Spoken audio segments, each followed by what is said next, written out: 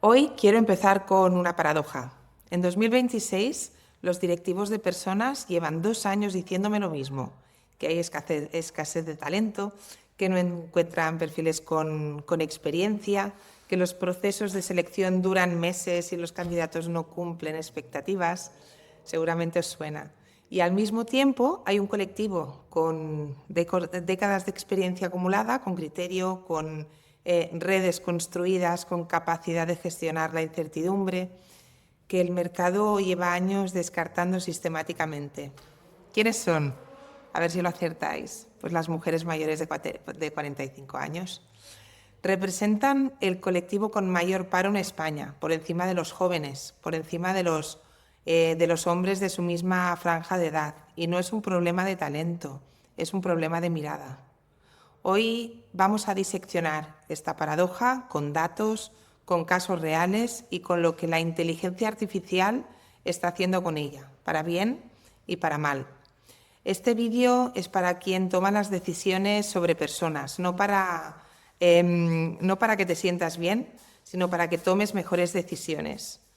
Voy a darte el dato de entrada, que es que según el SEPE, el 61% de las personas paradas mayores de 45 años en España son mujeres.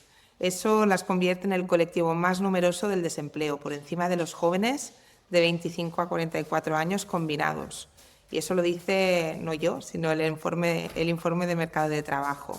Cuando comparto este dato en sesiones con equipos directivos, la reacción habitual es sorpresa, no porque no sepan el problema, saben que existe, sino porque nadie lo había puesto en esos términos.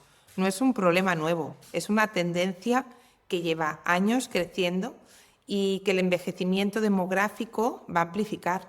España tiene una de las pirámides de población más envejecidas de Europa. En 10 años este perfil no va a ser un nicho, va a ser una parte central de la fuerza de trabajo disponible. Y hay otro dato que muy poca gente conoce, el tiempo que tarda este perfil en recolocarse una vez que pierde el empleo. Las mujeres mayores de 45 años son el grupo con mayor duración media del desempleo. Más del 40% lleva más de 2 años buscando trabajo activamente. Lo conozco bien. El tiempo de recolocación supera al de cualquier otro grupo demográfico, incluido los hombres de su misma franja de edad. No lo digo yo, lo dice el SEPE. Más de 2 años buscando, no por falta de formación, no por falta de ganas, al final es por un sistema que no sabe verlas. Parte de este diagnóstico tiene una causa muy concreta, que los datos confirman claramente: la maternidad. No la baja en sí, sino lo que viene después. En España, la penalización salarial por maternidad a lo largo de la vida laboral es del 28%. Una mujer pierde de media hasta 300.000 euros en ingresos acumulados por asumir los cuidados. Y esto lo dice el Banco de España. 300.000 euros. Es una transferencia masiva de riqueza desde las mujeres que cuidan hacia el sistema. Y la paradoja es que ese mismo cuidado, la gestión de situaciones de alta complejidad emocional, con recursos escasos, bajo en incertidumbre, es exactamente lo que entornos organizacionales más exigentes necesitan, pero no aparece en el currículum, no tiene certificación y el sistema de selección no sabe cómo valorarlo. El 72% de las españolas reconocen no tener hijos o no ampliar familia por miedo a las represalias laborales.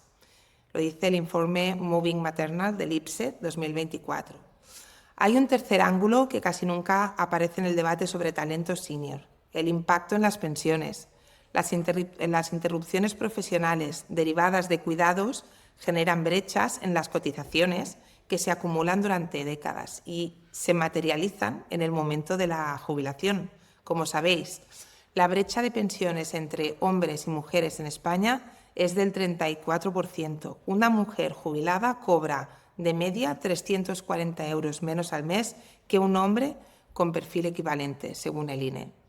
Este dato importa para las organizaciones porque demuestra que la exclusión del mercado laboral no es un problema de empleabilidad a corto plazo, es un impacto que se extiende durante décadas y afecta a la calidad de vida de estas profesionales de forma permanente. En Éticos llevamos más de 10 años, diría, acompañando procesos de selección y diagnóstico cultural. Y lo que observamos no es falta de talento, es falta, como os comentaba antes, de mirada. Lo que vemos es una triple penalización que opera de forma silenciosa. La primera, la edad. A partir de 45, el tiempo de recolocación se dispara, las oportunidades se estrechan y la oferta se concentra en posiciones de menor responsabilidad o menor remuneración que la posición anterior. La segunda penalización, el género. La brecha salarial de género no es uniforme, alcanza su punto máximo precisamente en el tramo de los 45 a los 54 años. La brecha salarial de género en España es del 18,4% de media, pero en el tramo de 45 a 54 asciende a 23,1%. Tercera penalización, los cuidados. Las interrupciones profesionales por maternidad o por cuidado de personas dependientes no se leen como adaptación y resiliencia, sino como señales de falta de compromiso. Y ese sesgo de interpretación es casi imposible de combatir desde dentro de un proceso de selección estándar, que solo mire el currículum. Antes de seguir, quiero detenerme en un concepto que aparece constantemente en los procesos de selección y yo creo que merece un análisis específico, que es el overqualified. Cuando un responsable de selección dice que un perfil está sobradamente cualificado para el puesto, está tomando una decisión que en muchos casos no resiste el análisis. ¿Qué significa realmente overqualified? Habitualmente significa una o varias de estas cosas. Me da miedo que sepa más que yo, creo que se va a aburrir y se va a ir, o no encaja con la imagen que tenemos del equipo. Ninguna de estas tres razones, daos cuenta, es objetiva. Ninguna está basada en evidencia sobre el rendimiento o la permanencia. Y el coste real de ese descarte tampoco se calcula. La organización pierde un perfil con criterio, con red, con capacidad de gestión que tarda años en construirse. Y el candidato descartado suma semanas al contador de su proceso de búsqueda. Y el puesto acaba cubierto con alguien menos experimentado que tardará meses en alcanzar el nivel de autonomía que el perfil descartado tenía desde el primer día. ¿Os habéis encontrado con este tipo de situaciones? El tercer sesgo es el tecnológico. La asunción de que las mujeres mayores de 45 años no se adaptan a los cambios digitales es uno de los prejuicios más extendidos y uno de los menos contrastados empíricamente. Las mujeres con trayectorias no lineales, con interrupciones, con reinvenciones, con cambios de sector, han tenido que aprender y desaprender muchas veces a lo largo de su carrera. Eso no genera rigidez, genera exactamente lo contrario, capacidad de adaptación construida desde la experiencia real, no desde un aula. En Éticos hemos diagnosticado organizaciones donde el perfil con mayor puntuación en adaptabilidad y aprendizaje continuo era sistemáticamente el de las profesionales senior y al final no es casualidad, por lo que han tenido que hacer para llegar hasta ahí, ¿no? Al final la vida hace que desarrolles experiencias y competencias. Hasta aquí hemos hablado del problema, pero vamos a ver lo que más interesa. El valor real de este talento con evidencia que va más allá de las opiniones. Y lo digo con claridad, el talento senior femenino no es un activo que hay que tolerar por razones de equidad. Es un activo estratégico con evidencia empírica que respalda su impacto en resultados de negocio. Por ejemplo, diversidad, ¿no? Lo que dicen los estudios. Las organizaciones con alta diversidad generacional presentan un 19% de innovación y un 9% más de retención de talento que aquellas con equipos homogéneos. Eso no lo digo yo, lo dice Deloitte, si no recuerdo mal.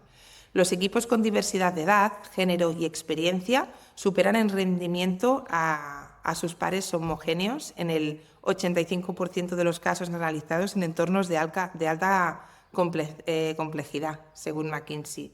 Esto no es una cuestión de representación, es una cuestión de rendimiento. Las organizaciones que tienen diversidad generacional real no decorativa, toman mejores decisiones porque tienen más perspectivas en la mesa cuando la situación es ambigua o es compleja. La primera fortaleza individual es el criterio, y en un momento donde la IA genera cantidades increíbles de información, la capacidad de distinguir lo que tiene valor real de lo que no lo tiene es probablemente la competencia más escasa del mercado. El criterio no se aprende en un máster, se construye con años, con decisiones tomadas en contextos de presión, con errores que se han analizado, con éxitos que se han replicado. No hay atajos.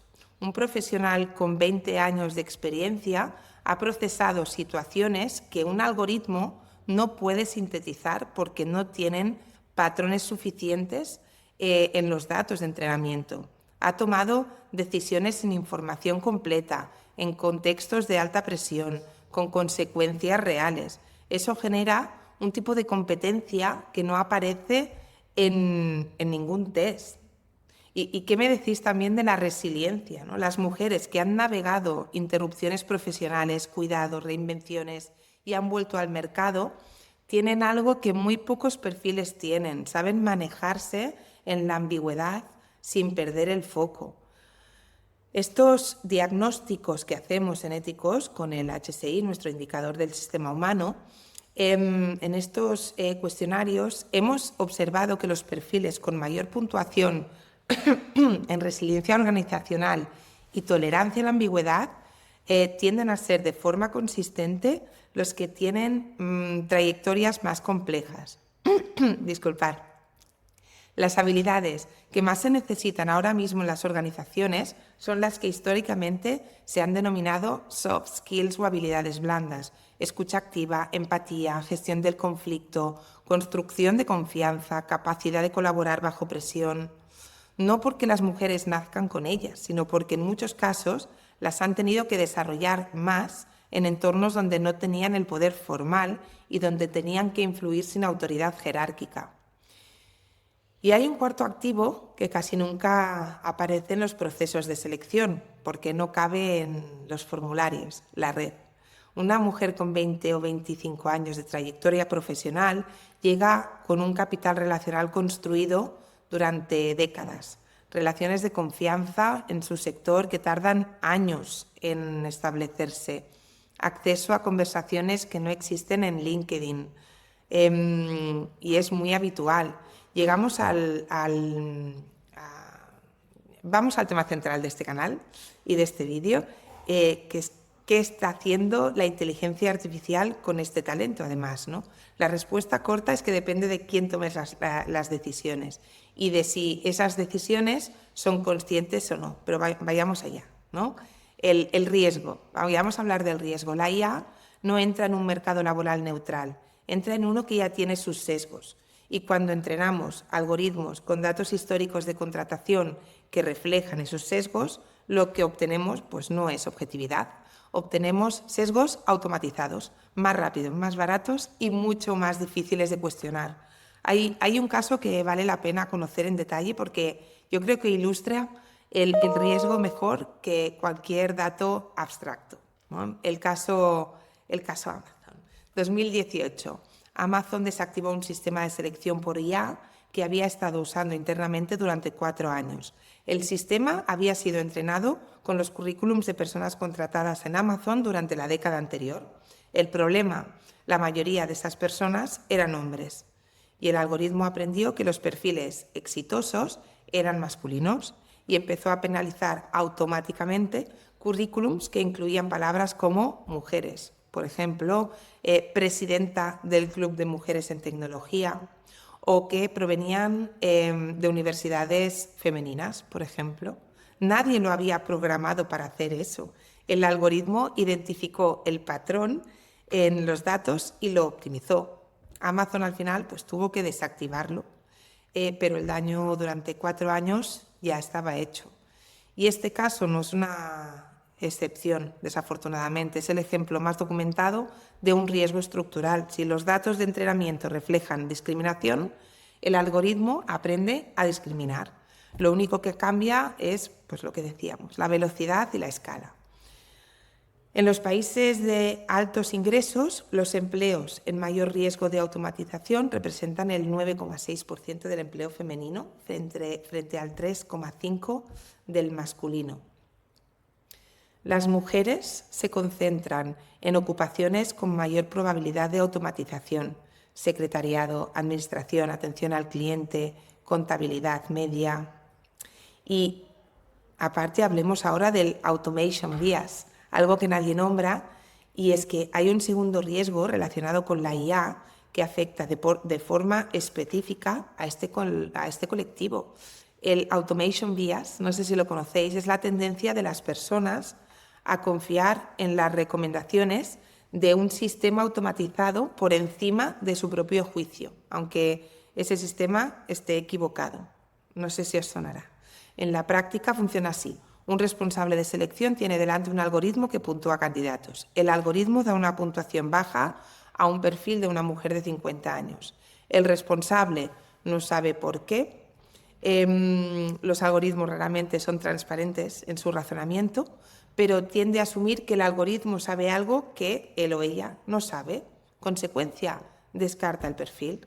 Lo que ha ocurrido en realidad es que el algoritmo ha reproducido un sesgo de los datos históricos y el responsable humano, que en otra situación hubiera tomado una decisión diferente, ha delegado sin saber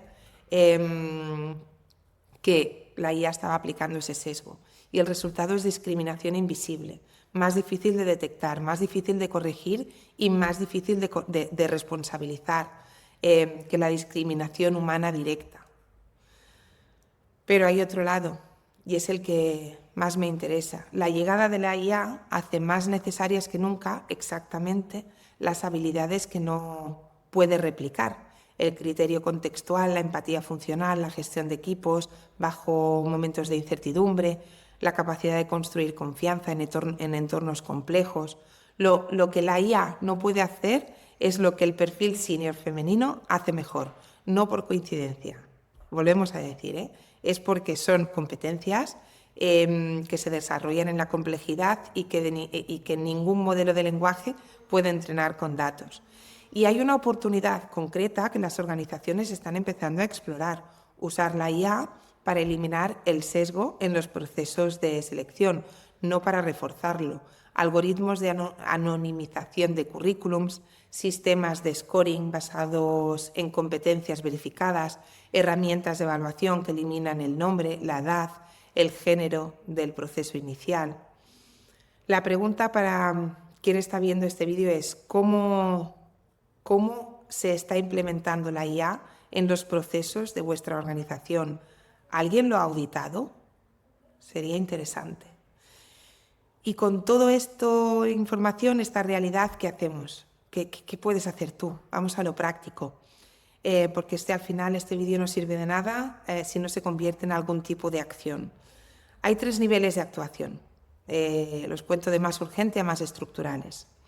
Antes de cambiar nada, necesitas saber dónde está el problema, y la mayoría de organizaciones no tiene esa información. 3 preguntas concretas que puedes responder ahora mismo. Primera pregunta: ¿cuántos perfiles de mujeres mayores de 45 años han llegado a segunda entrevista en los últimos 12 meses? No cuántos han aplicado, cuántos han pasado el filtro inicial. Segunda pregunta: de los perfiles descartados como overqualified en el último año, ¿cuántos eran mujeres y cuántas tenían más de 45 años? Y tercera pregunta: ¿qué criterios está usando el algoritmo del ATS, si lo tienes, para puntuar candidatos? ¿Alguien lo ha auditado desde la perspectiva de sesgo de género y edad? Hablemos también de indicadores, de lo que puedes implementar este trimestre, porque lo que no se mide al final no se gestiona, y el edadismo en selección casi nunca se mide. KPIs, por ejemplo: ratio de candidatos mayores de 45 por género que pasan de primera a segunda fase versus la media del proceso. Otro indicador: tiempo medio de permanencia de los perfiles mayores de 45 años contratados versus la media organizacional. Otro indicador que también puedes analizar: brecha salarial interna segmentada por edad y género. ¿Sí? Otro indicador: que puedes implementar. Porcentaje de perfiles senior femeninos en posiciones de liderazgo medio y alto versus representación en la plantilla total, ¿no? Y al final es que estamos hablando ya de normativas. Ya no es opcional todo esto. La Directiva Europea de Transparencia Salarial entra en vigor de forma gradual a partir de 2026. Las empresas con más de 100 empleados estarán obligadas a publicar sus brechas salariales por género y a demostrar que las diferencias tienen una justificación objetiva. Las organizaciones que ya tienen sus datos ordenados, que ya saben dónde están sus brechas y que ya tienen un plan para abordarlas, van a llegar en una posición completamente diferente que las que esperen a que alguien se lo exija con una carta, ¿no? Esa diferencia yo creo que es la que separa a las organizaciones que lideran de las que reaccionan, ¿no? Que hay muchas. Quiero terminar este bloque con algo concreto. Hace unos meses una empresa con la que trabajamos en Éticos nos llamó porque tenía un problema de retención. Perdían perfiles medios con 2 a 3 años de antigüedad y no entendían por qué. Pasamos el TVI, el diagnóstico de Value Squares y el OCI para entender el sistema de valores y la cultura real. Y encontramos algo que no esperábamos: el equipo más estable, el que tenía menor rotación, mayor engagement y mejores resultados en los proyectos más complejos, era el que tenía más diversidad generacional. Y en ese equipo, las mujeres senior eran las que actuaban como anclas, ¿sí? La empresa había estado buscando la solución en los perfiles juniors y la solución llevaba años sentada a 3 metros de distancia. Las empresas se quejan mucho de escasez de talento, mientras llevan años descartando sistemáticamente un colectivo que puede ser muy estratégico. Y eso no es mala suerte, es una decisión. Consciente o no, es una decisión. Y la inteligencia artificial no está resolviendo el problema. En muchos casos lo está acelerando, porque nadie está revisando esos sesgos que hay en los datos con los que se la está entrenando, como decíamos. Lo que hemos visto hoy, el colectivo con más paro en España son las mujeres mayores de 45. El tiempo de recolocación es el más alto. La penalización estructural, la penalización acumulada es estructural. Los sesgos en selección son sistemáticos y casi nunca se miden. La evidencia empírica de McKinsey y Deloitte sobre diversidad generacional y rendimiento es clara. Y la IA puede amplificar ese sesgo o puede ser parte de la solución si se gestiona de forma activa. La pregunta que te dejo es concreta. ¿Sabes cuántos perfiles de mujeres mayores de 45 años han llegado a esa segunda entrevista en tu organización en los últimos 12 meses? Si no lo sabes, ya tienes el primer paso. Desde Éticos trabajamos exactamente en esto, en ayudar a las organizaciones a seleccionar por valores reales, no por patrones heredados, a medir lo que importa, a ver lo que el sistema no está entrenado para ver, porque los valores no se declaran, se demuestran, y también en quién decides contratar. Si este vídeo te ha hecho pensar, espero que sí. Compártelo con alguien que tome decisiones sobre personas. Esa conversación ya puede ser un primer paso. Nos encuentras en éticos.es y si quieres seguir esta conversación estamos en el canal y en el libro Antes del algoritmo. Y por supuesto, si quieres una reunión personal, será un placer hablar contigo. Hasta el próximo vídeo.